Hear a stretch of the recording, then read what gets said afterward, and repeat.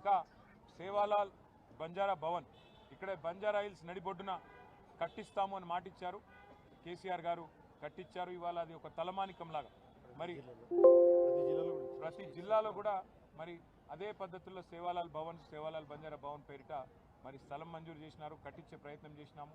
అట్లాగే హైదరాబాద్ నడిబొడ్డున బంజారా హిల్స్లో మరి ఇక్కడ బ్రహ్మాండమైన భవనాన్ని ఏర్పాటు చేసి దానికి కేసీఆర్ గారే ఇనాగ్రేషన్ కూడా చేసి గిరిజనుల ఆత్మగౌరవాన్ని నిలిపి అట్లాగే సేవాలాల్ మహారాజ్ జయంతిని కూడా అధికారికంగా నిర్వహించడమే కాకుండా మరి బ్రహ్మాండంగా రాష్ట్ర ప్రభుత్వమే మొత్తం బాధ్యత తీసుకొని నడిపింది కేసీఆర్ గారి నాయకత్వం.